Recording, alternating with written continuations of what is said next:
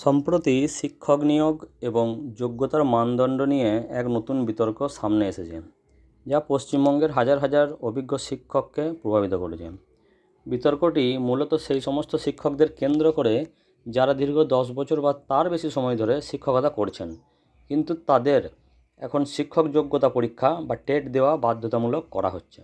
Supreme কোর্টের একটি সাম্প্রতিক রায় এবং 2017 সালের এনসিটিই বিজ্ঞপ্তি এই বিষয়টিকে আরও জটিল করে তুলেছে, যেখানে দীর্ঘদিনের অভিজ্ঞতা সম্পন্ন শিক্ষকদেরও টেট পাসের আওতায় আনা হয়েছে।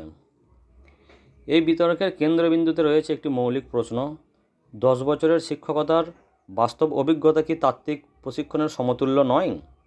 বিশেষজ্ঞরা মনে করেন, দীর্ঘ সময় ধরে ছাত্রছাত্রীদের সাথে কাজ করার ফলে একজন শিক্ষক শিশু মনস্তত্ত্ব এবং শিক্ষাদানের পদ্ধতিতে যে দক্ষতা অর্জন করে তা বিএড বা ডিএলএড কোর্সের চেয়ে কোনো অংশে কম নয়।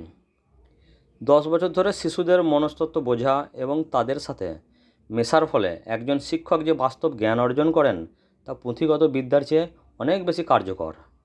চাইল্ড পেডাগোগি বা শিশু মনস্তত্ত্ব টেট পরীক্ষার একটি গুরুত্বপূর্ণ অংশ।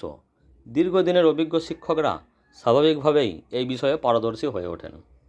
অতীতে একটি নিয়ম ছিল যেখানে 10 বছরের অভিজ্ঞতা সম্পন্ন অপ্রশিক্ষিত শিক্ষকদের প্রশিক্ষিত হিসেবে গণ্য করা হতো এবং তাদের ইনক্রিমেন্ট বা বেতন বৃদ্ধি নিয়ে কোনো সমস্যা হতো না। এই নিয়মটি প্রমাণ করে যে অভিজ্ঞতাকেই বরাবরই গুরুত্ব দেওয়া হয়েছে। শিক্ষকরা মনে করছেন, বর্তমানে যে মামলা চলছে বা ভবিষ্যতে হবে, সেখানে এই বিষয়টিকে একটি গুরুত্বপূর্ণ পয়েন্ট হিসেবে তুলে ধরা উচিত।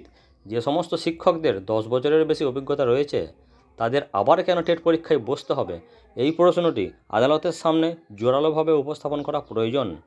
তার মতে, পশ্চিমবঙ্গের তৎকালীন বিজ্ঞপ্তি এবং নিয়মগুলো এই মামলাকে একটি নতুন মাত্রা দিতে পারে এবং অভিজ্ঞ শিক্ষকদের পক্ষে এটি শক্তিশালী যুক্তি হিসাবে কাজ করতে পারে। সব মিলিয়ে 10 বছরের অভিজ্ঞ শিক্ষকদের জন্য টেট পরীক্ষা বাধ্যতামূলক করার বিষয়টি এটি জটিল এবং সংবেদনশীল ইস্যু। একদিকে যেমন শিক্ষার মান বজায় রাখার জন্য যোগ্যতার প্রয়োজন রয়েছে, তেমনি অন্যদিকে দীর্ঘদিনের বাস্তব অভিজ্ঞতাকে উপেক্ষা করা যায় না।